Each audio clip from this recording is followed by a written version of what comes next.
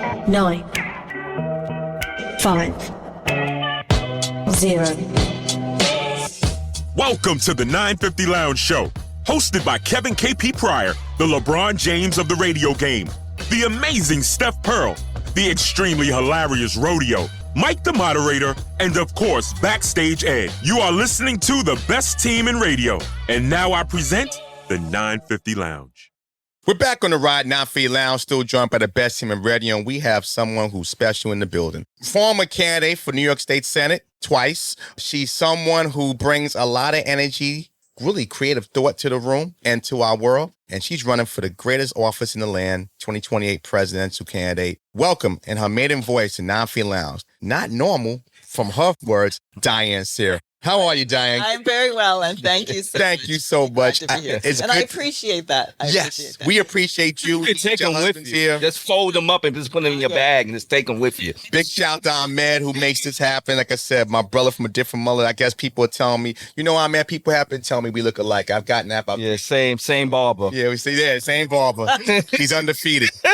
But Diane, thank you so much for joining us. And again, thank you for putting your hat in the ring to run for president. I know it's not easy, especially in this climate where we hear a lot of the nonsense of somebody just wants to give back and help.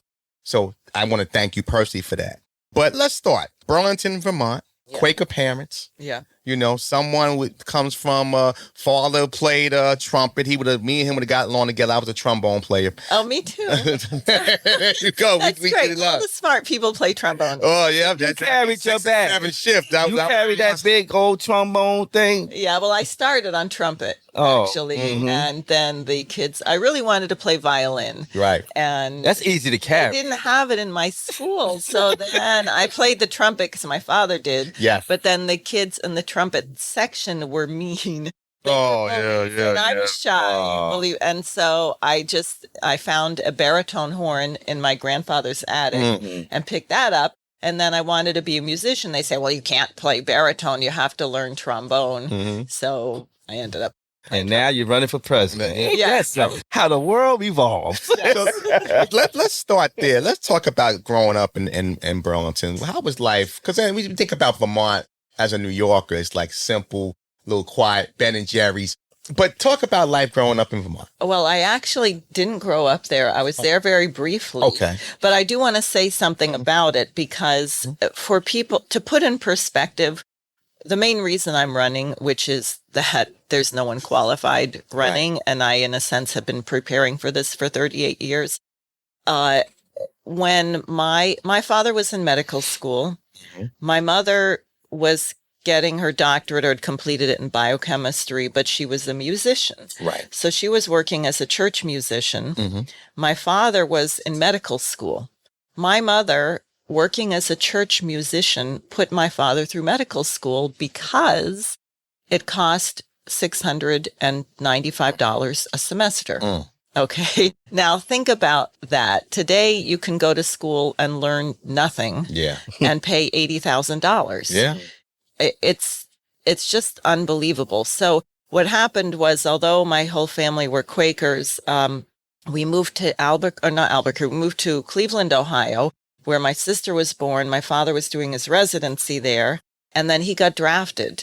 Yes. To go to Vietnam, and many people became Quakers to avoid being drafted. He went, but with the stipulation he would only do medical things, and he ended up doing public health over there. So my sister was born in Cleveland, and then while he was in Vietnam, we ended up moving down to Sandia Base in Albuquerque. So I mostly have memories, a little bit of Cleveland, and then Albuquerque, which I loved. Yeah. Actually, I really liked it. Mostly because I like insects and reptiles. And I used to... Oh, but God, you didn't say no aliens. Another alien. No, I love catching horny toad lizards.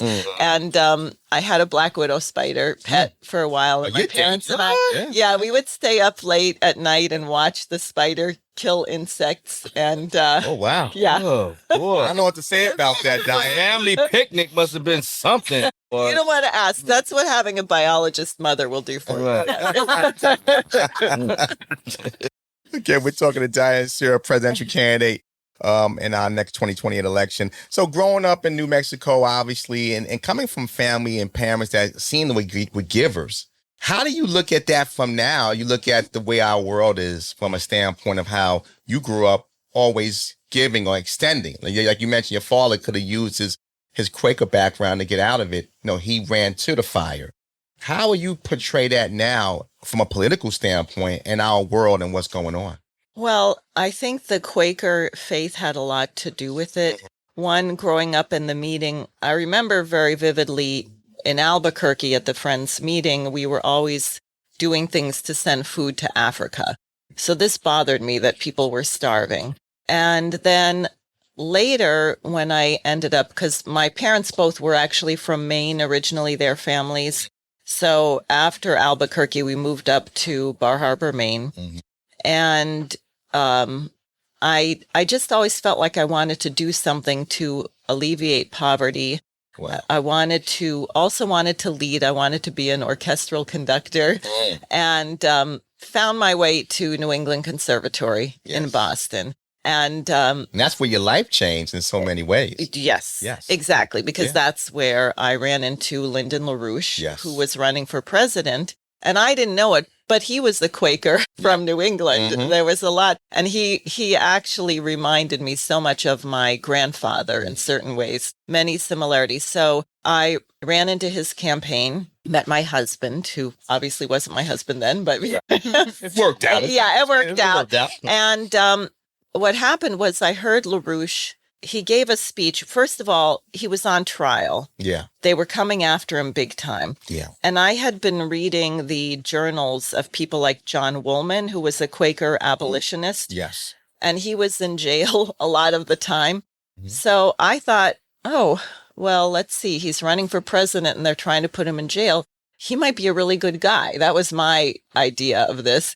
And then I heard him speak, and the speech, there were messages sent from people in Peru and people in Senegal, and they were talking about the injustice of the International Monetary Fund and the World Bank. And, here I am, this kid from little towns, very sheltered, I realized. And I was so naive. I thought that when people were starving, it was because they had an earthquake or a tornado, or it was just some big natural thing. Yeah. And then when I heard LaRouche, and he used the word evil, and I'd never heard a political leader use the word evil before, and it hit me from the messages from all these other leaders in these developing countries that there was a deliberate policy to kill people in poor countries, to keep them poor, to starve them. It was such a shock. I remember I had a headache for 3 days. After this meeting, I was so disturbed. Why was it such a shock? Was it because it's just from just your world and your background, like that just seemed unfathomable that people would actually do this purposely to hurt others? Or was it maybe because now it's like somebody was actually talking about it where they brought it to the front line? Was it a little both? Or No, I was that naive. I really couldn't imagine that anyone would want to deliberately harm another person. Wow. It was so disturbing. It was just tremendously disturbing to me. And so that's why, and that's really why I decided ultimately to not finish my degree, even though I only had a year left or something. Right. I said, I'm leaving the school because the world needs me. Yeah. And I said, I'm an American. Our country affects the entire planet. Yes. And the poor baby in Malawi who's starving to death, what can they do about it? Not much, but I'm an American. I can do something about it. So I felt that I had to do that. And I'll tell you a very ironic part of all this. Many years after I married my husband, we moved to DC for 10 years. We were doing a musical drama by a civil rights movement leader, Amelia Boynton Robinson. Yes. So she was a dear friend of ours. We lived in her house for a year, and she wrote a play with 20 African-American spirituals in it. And because I had musical training, I had to direct the chorus.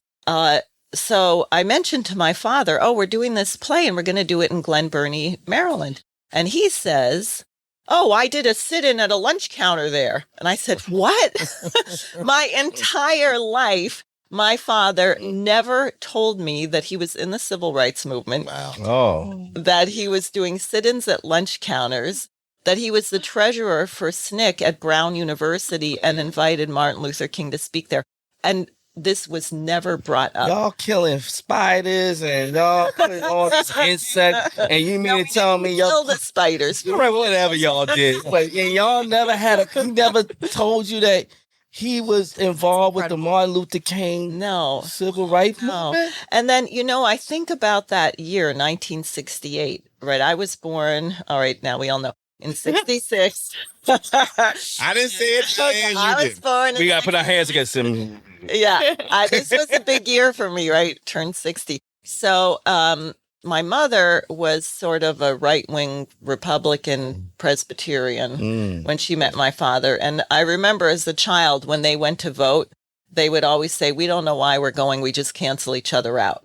So politics was not a topic in my household at all. So I didn't know anything about my father, which I found really funny because it's almost like I'm following in his footsteps, but it was never Never found pictures or anything? No. Nothing? No. Wow. No. What is your opinion of what they would think right now of you running for president? Well, my father's here. Blessings. Okay. And my father, I didn't want to tell him, but I figured he'd end up finding out, so I better tell him. Right. What is this? Right?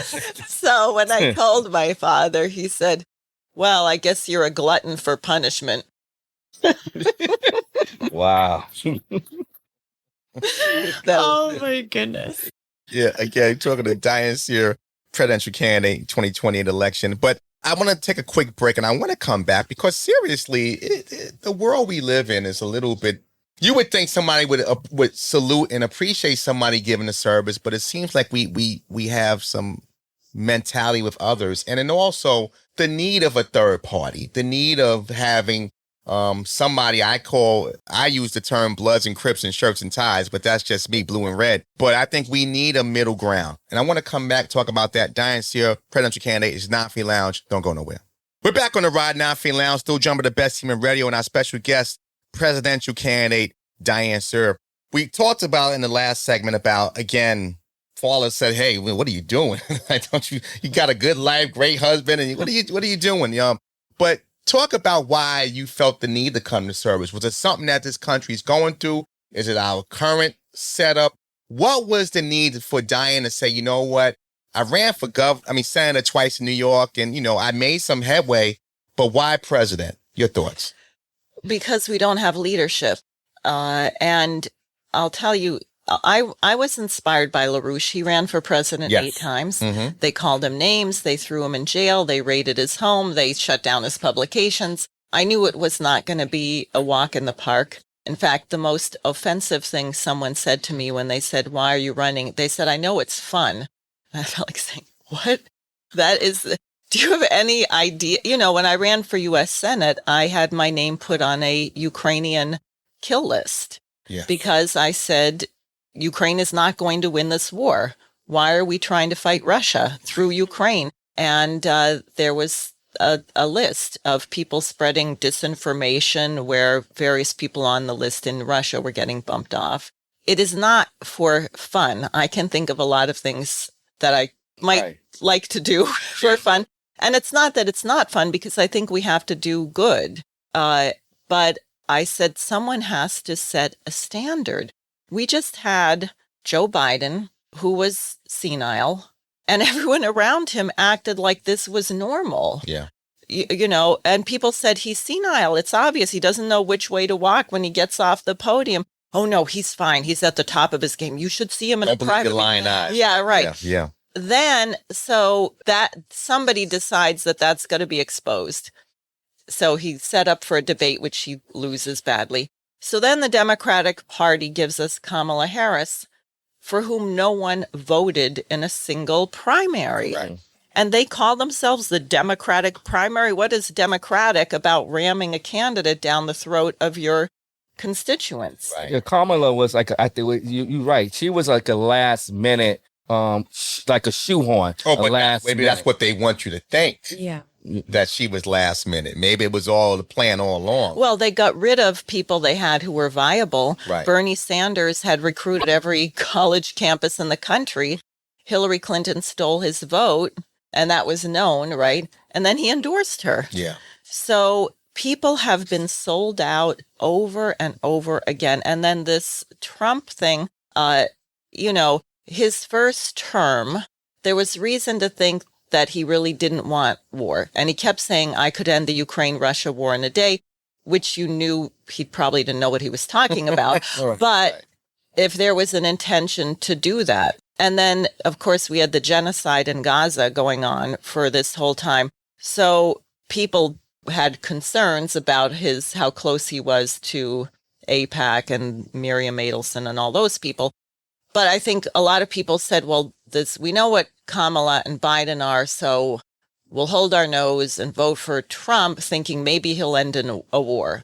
Maybe, something. Which completely makes no sense when you think about the complete democratic process.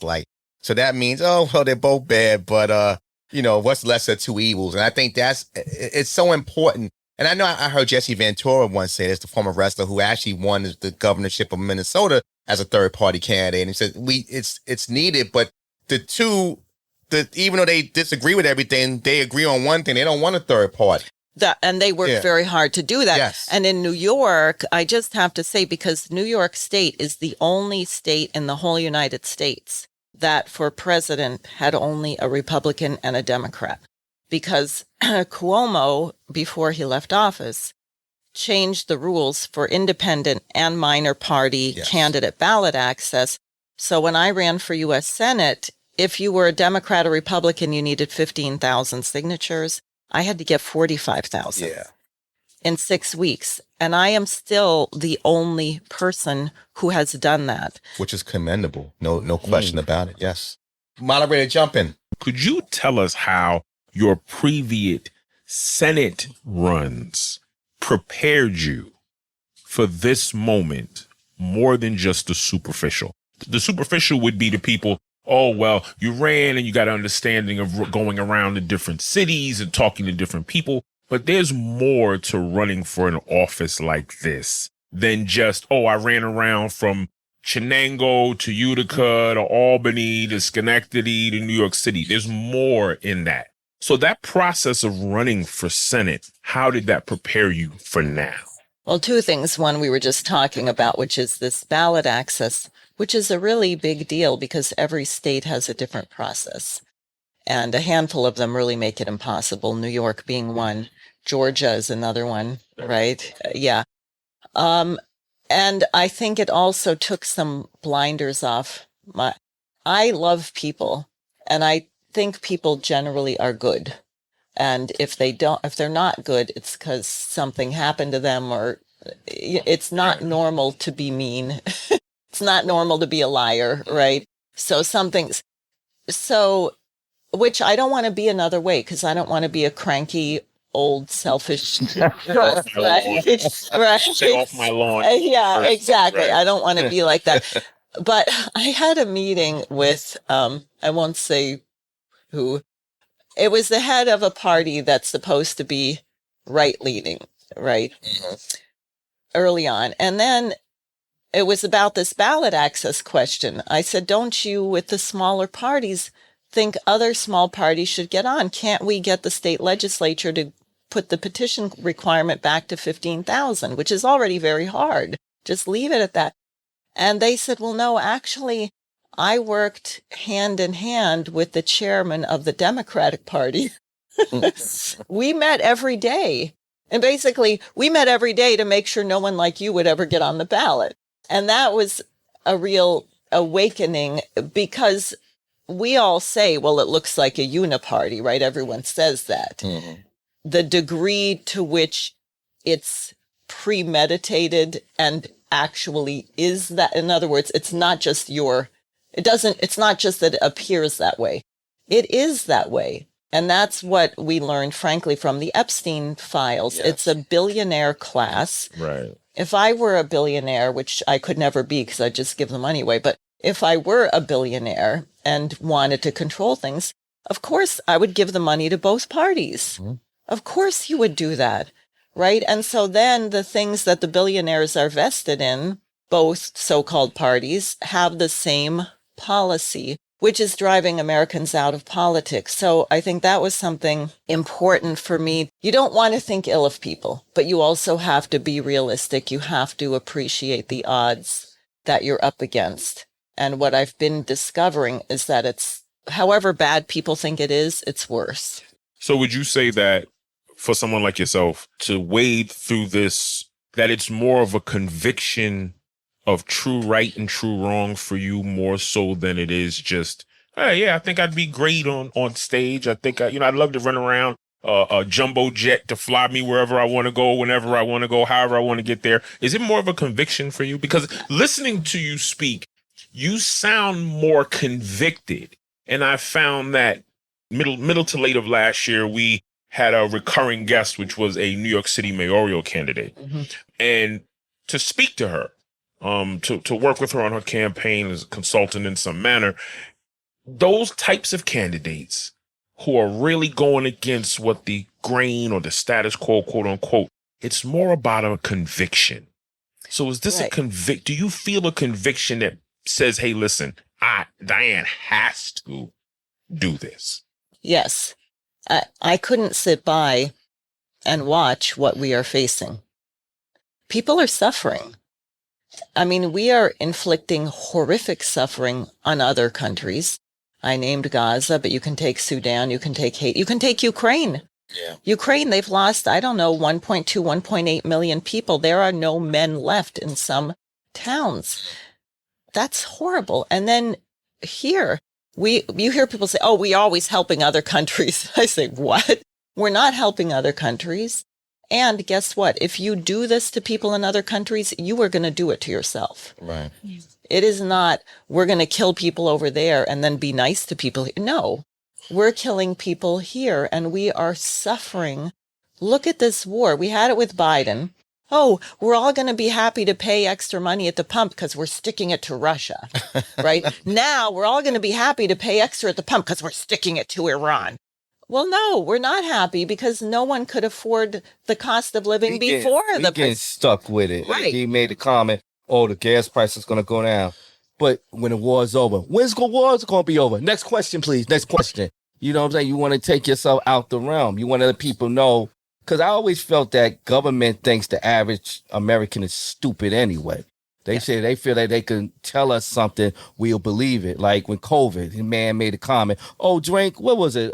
Drink ammonia or something, or bleach or something. Yeah. And actually some people did it. Ironically, nobody died. But the thing is that you're not, you're a president of the free world. You're not a comedian.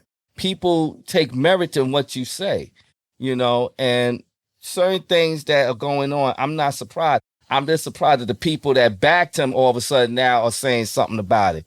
But you should have known you should have known what the man was all about the first 4 years. Well, I think the problem is this lack of choice and this uniparty business. And so people just say, well, I can't do anything better. I'll just take a crapshoot or whatever. Right. Eeny, meeny, miny, moe. Exactly. And we have to do something. And part of also running, in a way, is to let people know, hey, I'm going to represent what an actual president should be doing. Yes. Because your standards are too low. If you think that this is an acceptable candidate or that is not acceptable, not for any country, let alone the United States. If we have any pride left in anything that we ever did, why would we allow ourselves to have so-called leaders who belong in mental hospitals, frankly? I mean, that's what we're dealing with. And the Congress, the Senate, right? You have people having mini strokes because they're 7,000 years old when they're, that is just, it's crazy. And then obviously all the redlining. I know we just heard the Supreme Court, Virginia State Supreme Court denied the redlining in Texas. It's like just, people are trying, it's almost like watching WWE, right?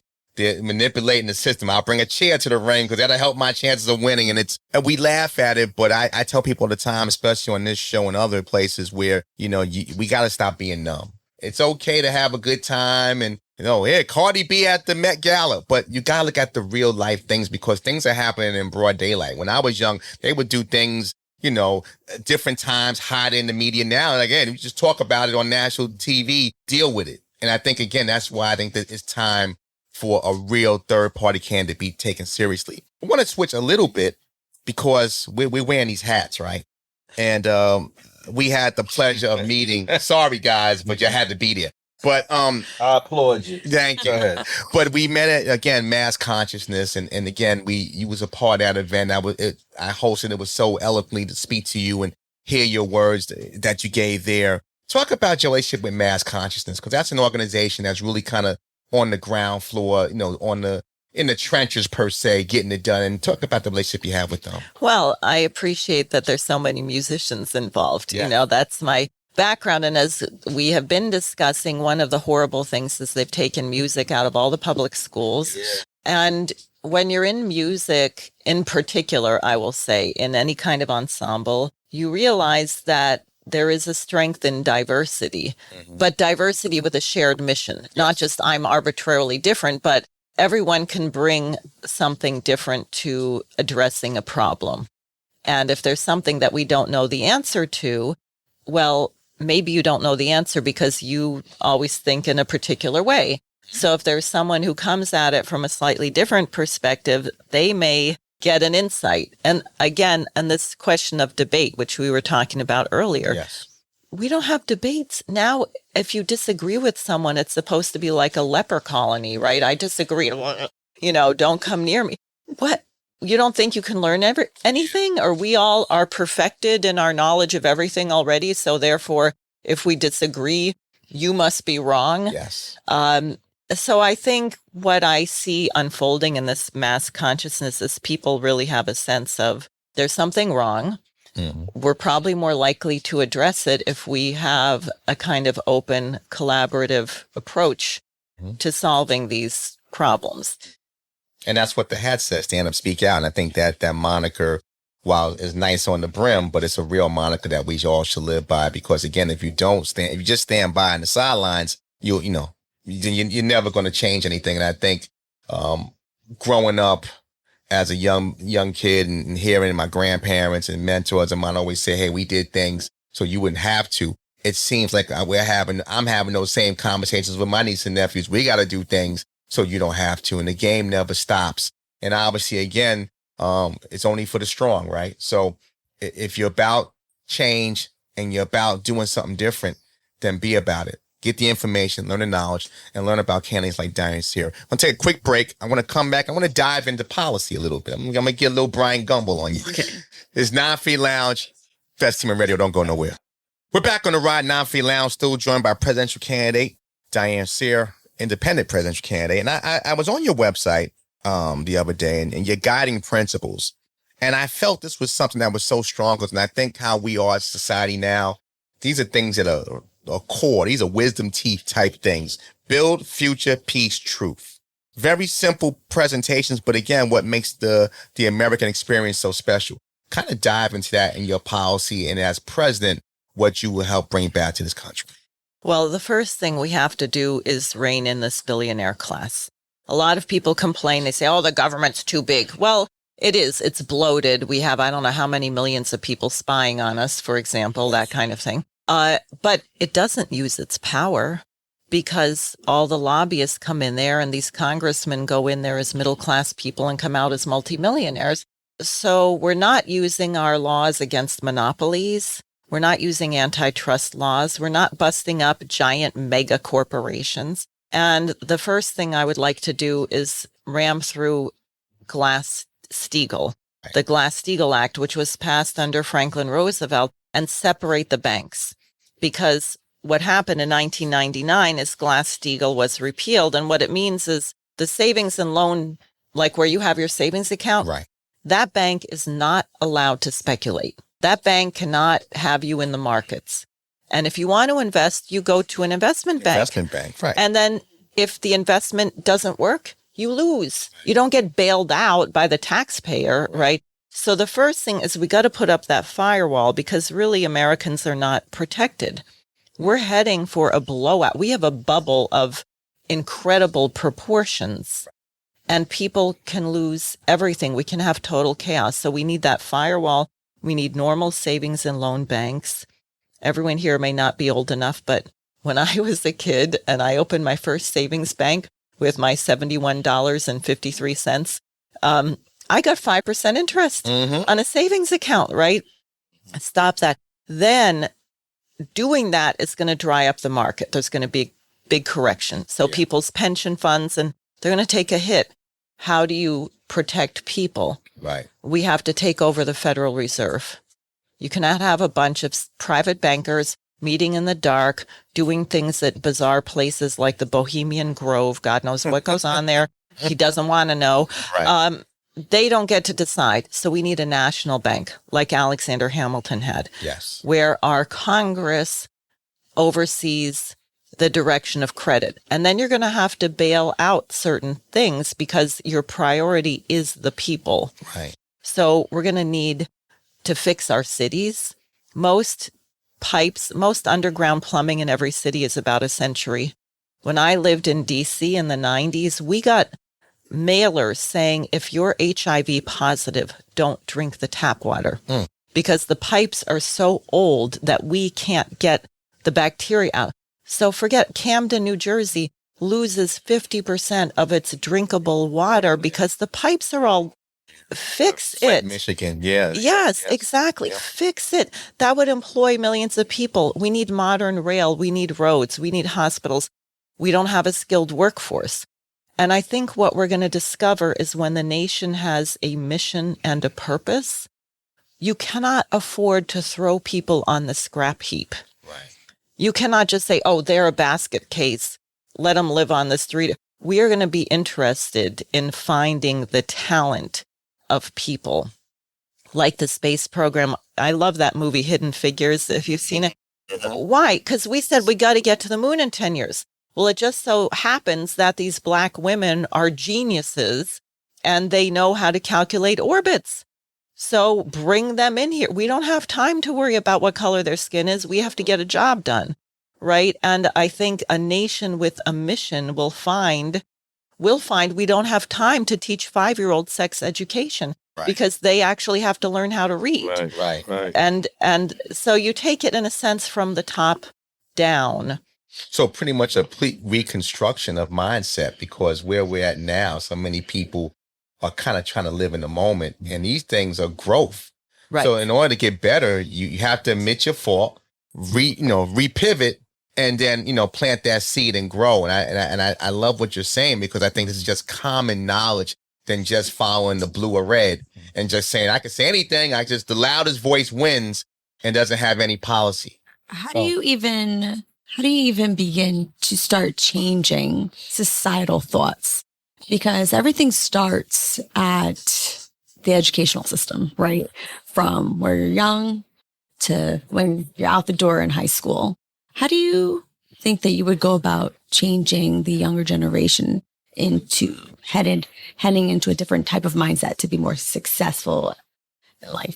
Well, I think people need to feel needed. Yeah. Right. In other words, if we say we have a mission here, we need 42,000 miles of high-speed rail, or every once in a while, NASA they just had a contest on waste disposal in space or something. And I'm sure they got thousands of entries. Or a few years ago, you only get 12 people who end up qualifying to be astronauts. They had 18,000 applicants. Oh, wow. And if you look at the resume of these people, they're like, medical doctor, Air Force fighter pilot, bioengineer, blah, blah. I mean, they're amazing. But if you have no mission and a young person has no future, I mean, what do young people want to do now? I want to be a TikTok influencer. Because that's all that that's all they see. have. Yeah. But if you started, I don't think, because people say, well, what's your education? Well, I could outline a whole curriculum and it would be very tough.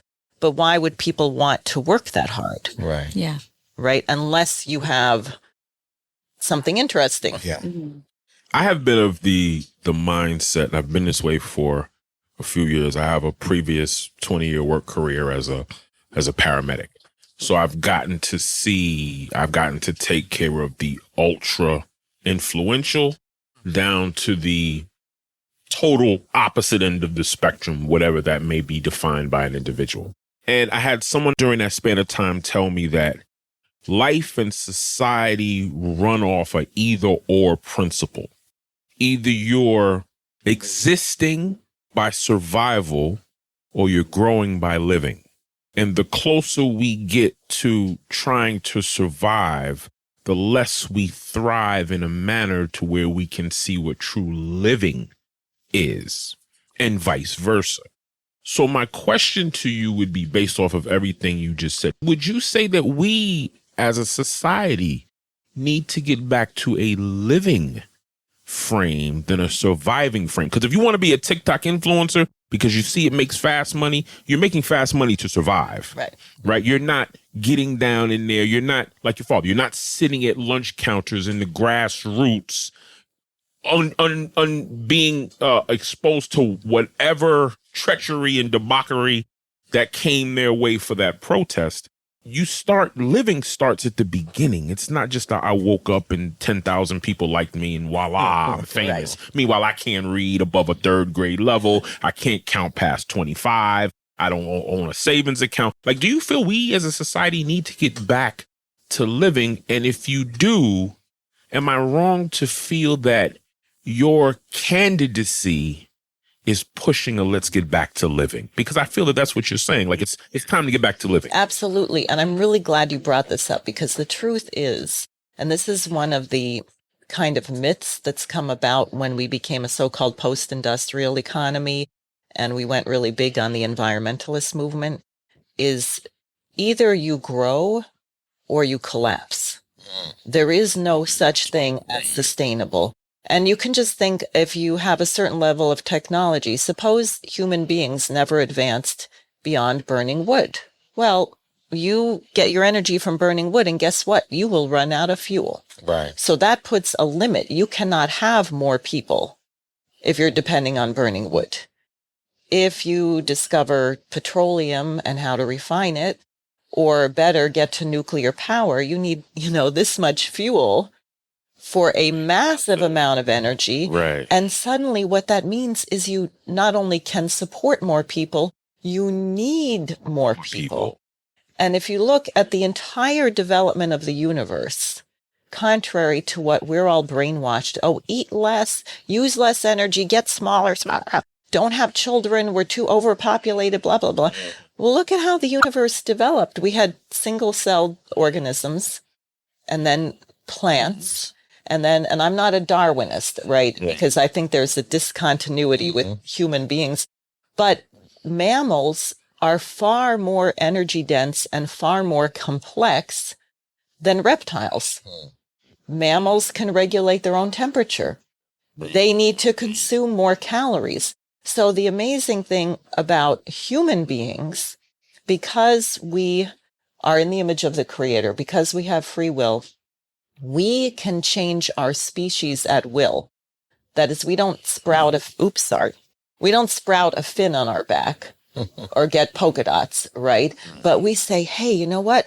We can cook our food. We can have fire, and suddenly life expectancy is extended by 10 years and people can live better. So when the human mind makes a discovery, you have the possibility to transform the entire human species by transforming the way that people live, and you make it possible for more people to live with a higher standard of living in a given area.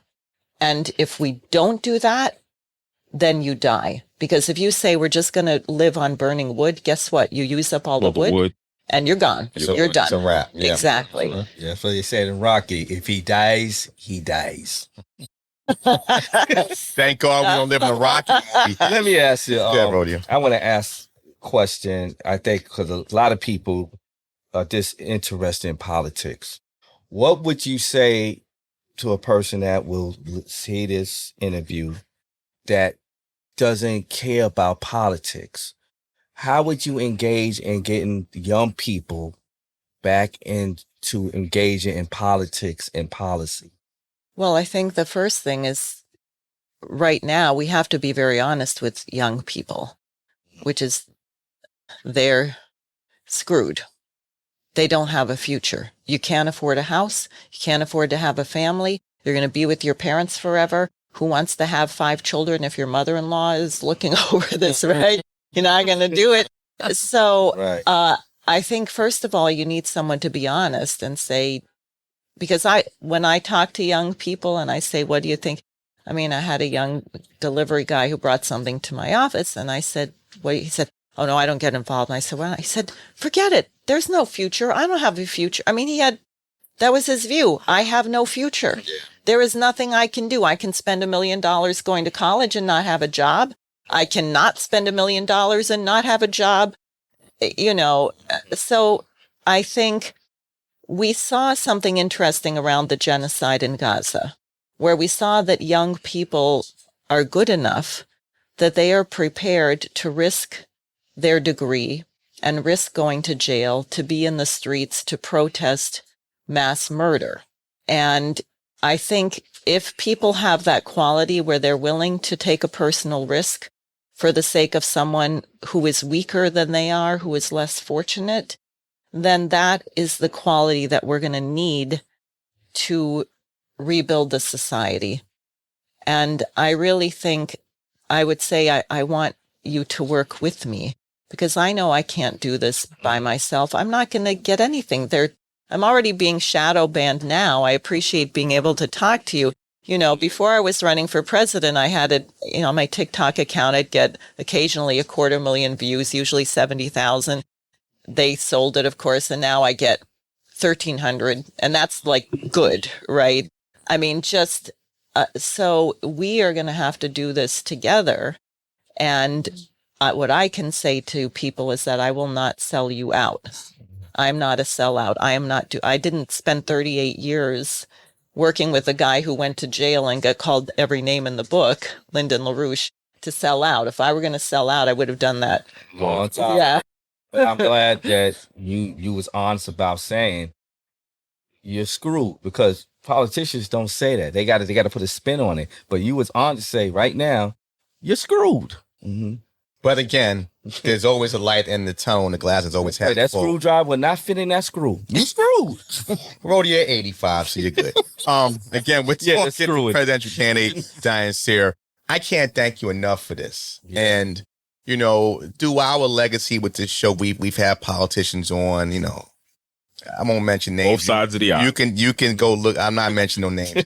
But there was always a situation where, in most cases, not all, but in most cases, it was always what they looked at the group and answered how they thought we might want to hear, not the truth. Mm. And again, I appreciate that because in this world we live in, where that's politics, a job interview, relationship, you meet a girl at a bar, we all like to perceive what we see and then try to put the game plan together on what's going to sound the sweetest and what's going to make somebody feel good about me. And it's not always a good thing.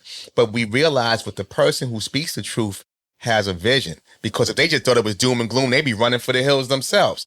So I want you to, all these cameras are on you, but I want you to look at the camera and tell people in 30 seconds why they should defy the odds, go against the grain, and vote for Diane Sare in the next presidential election.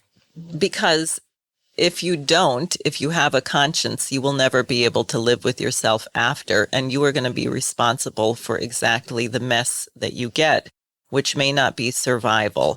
We can win this thing because the system is crashing, because it violates natural law. Therefore, their system is going to collapse, and the question is what we can build that's better than that. Mm.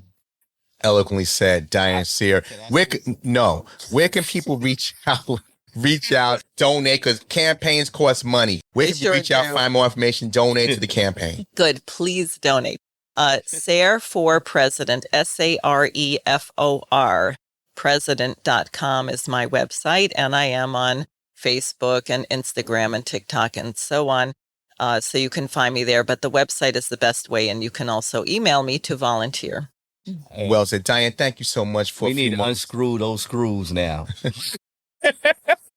He can't stop. He can't help himself. Thank you so much. I'm a for coming. tooth. I'm sorry. Listen, we're here. We're a voice. So do this journey, this campaign journey.